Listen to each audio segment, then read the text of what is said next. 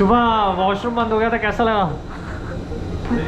आर्यन का पेट तो वहीं पे जाम हो गया, आधा करके छोड़ दिया बाद में।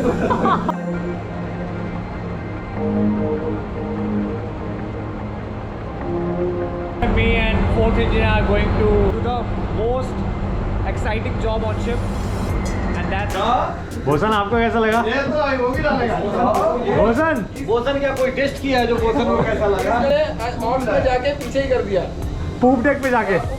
ये ऐसे लोग हैं जो पूप तो करना है ना तो।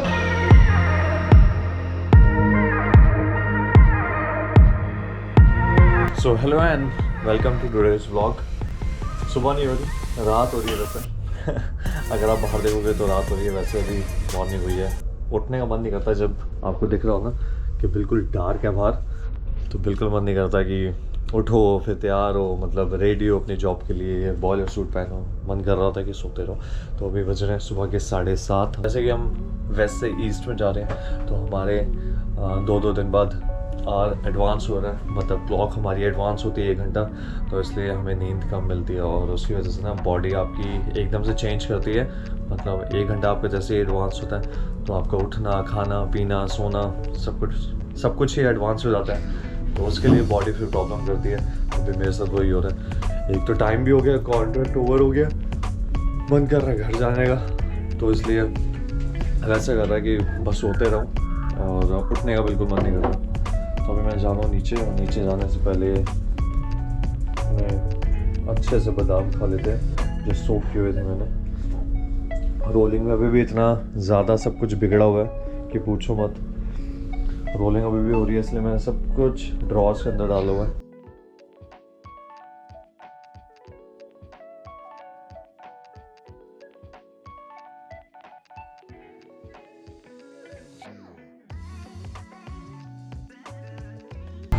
हुआ था, मैं मन ही नहीं कर रहा, मैं तो अपने इंजन रूम टीम को भी नींद आ रही है।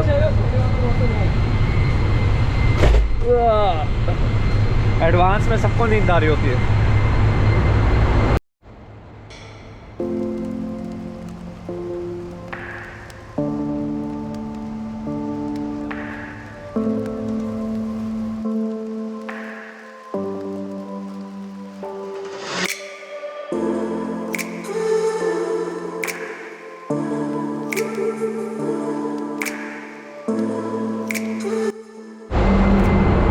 Me and fourth engineer are going to do the most exciting job on ship, and that's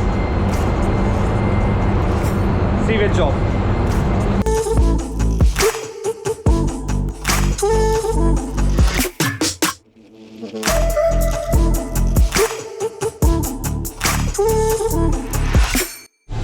काम चाहे कैसा भी हो, बट डे टाइम जरूरी है।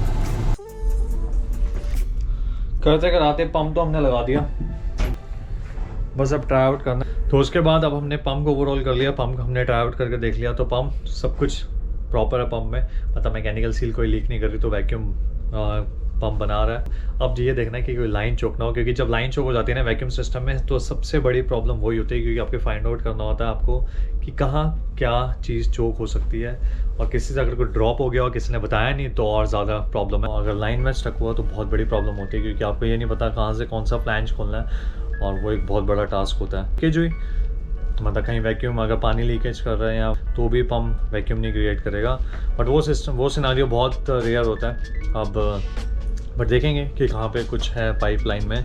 ऐसे जो लोग बेयर बॉडी जाते हैं, मतलब जो लोग हमारे घर के पास वगैरह जो पहले करते थे सीवर क्लीन वगैरह, वो लोग ऐसे ही जाते थे विदाउट एनी सेफ्टी, और वो भी H2S गैस प्रोड्यूस होती है वहाँ पे सीवर लाइन में, तो हैट्स ऑफ टू देम।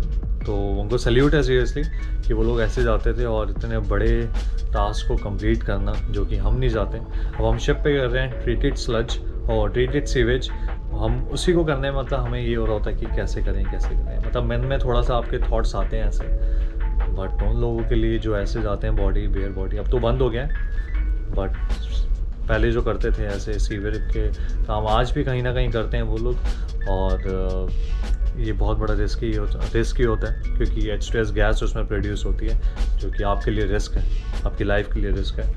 और बहुत सैल्यूट, सीरियसली उनके लिए रिस्पेक्ट है दिल से। नेट पब्लिक आजकल बहुत मजे में है। सुबह वॉशरूम बंद हो गया था, कैसा लगा? आर्यन का पेट तो वहीं पे जाम हो गया। भोसन आपको कैसा लगा? ये तो वो भी डालेगा।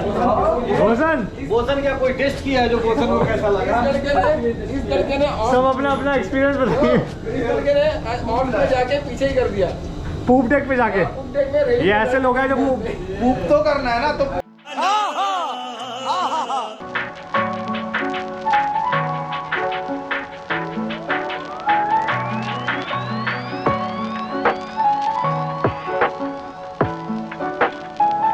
पाँच बज गए थे और जैसे कि इंजन रूम का टाइमिंग होती है 8 to 5, तो 5 बजे के बाद हम लोग आ गए, रेस्ट लिया। वैसे अभी तक सॉल्व हुई नहीं है प्रॉब्लम, अभी भी हम लोग सोच रहे हैं कि क्या हो सकता है, तो अभी देखते हैं। डिनर के लिए ब्रेक लिया और प्लस थोड़ा सा रेस्ट, क्योंकि सुबह से हम लगे हुए हैं और सुबह से हम ट्राई कर रहे हैं प्रॉब्लम को सॉल्व करने का। पंप तो हमने 2 बार खोल ही लिया था, पंप का सब कुछ ओके है, कुछ बची हैं, कुछ जॉइंट रहते हैं, तो हमने सोचा कि चलो ठीक है ब्रेक ले लेते हैं, उसके बाद डिनर के बाद हम फिर से देखेंगे। बट अब लास्ट पाइपलाइन बची है एंड आई थिंक उसमें सॉल्व हो जाएगा। तो अभी ऐसा दिन है कुछ, मतलब खाने के लिए रेस्ट तो मिला है बट फिर भी मेंटली रेस्ट नहीं है। तो शिप पे कभी कभार ऐसे काम आ जाते हैं जब आपके पास मेंटली आपको रेस्ट नहीं है, आपके पास मतलब मेंटली आप सोच रहे हो कि काम है, करना है अभी, क्योंकि आप शिप पे हो। ये भी नहीं कि आप घर जाओ थोड़ा सा रिलैक्स फील करो, 2 दिन बाद आप कंटिन्यू कर लो, नहीं, आप शिप पे हो तो आपको वर्क पूरा का पूरा ख़त्म करना है। तो भी वही दिमाग में है कि हमें फिनिश करनी है जॉब, उसके बाद ताकि ये सिस्टम ऑपरेशन में आ जाए। तो पंप, वैसे एक पंप ऑपरेशन में है बट दूसरा नहीं अभी, तो इसलिए हमारा माइंड अभी टोटली वहीं पे है। अब मुझे लग रहा है कि लास्ट पाइप के बाद ये चीज़ सॉल्व हो जाएगी एंड आई होप कि सॉल्व हो जाइए, नहीं तो बहुत लंबा काम पड़ता है बार बार ये सारी पाइपलाइन खोलो। और सुबह से सब लोग ना टायर्ड हो चुके हैं, सब लोग थक चुके हैं पूरा सुबह से, क्योंकि इतनी सारी चीज़ें ओपन अप की हैं, इतनी बार की है। आई होप कि अब 1 घंटे बाद हमें फिर से जाना है और उसके बाद फिर रिजल्ट आ जाएगा।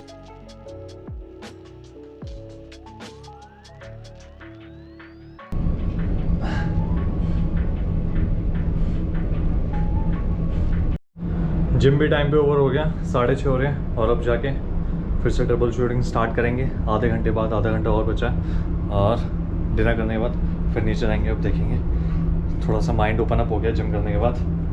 अब जाके फिर से जो लास्ट पे बचा है उसको देखेंगे, नहीं तो फिर कुछ और।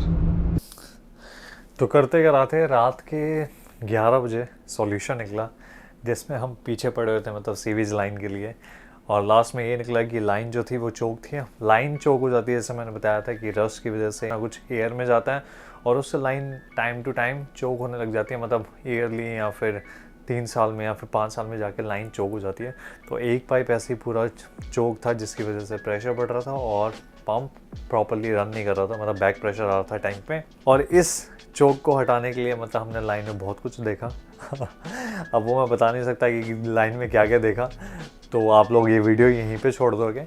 बट हाँ, सीवेज की लाइन में अब डस्ट है तो उसके साथ स्लज भी है, स्लज के साथ अब आप समझ रहे हो, तो सूखी कह लो चाहे फिर वो थोड़ी सी वेट कह लो, बट उस लाइन में अब हमने जब चोक को क्लियर किया, लाइन के चोक को, तो जब लाइन को पूरा फ्री किया गया तो उसके बाद ब्लोअर के ऊपर कोई प्रेशर नहीं आया। सीवेज ट्रीटमेंट प्लांट जो शिप्स पे होता है उनका कॉन्सेप्ट एक सेम होता है। अब वो 2 सिस्टम होते हैं, या तो वैक्यूम वाले या फिर नॉर्मल ड्रेनेज, मतलब जो पानी को यूज़ करके करते हैं हम।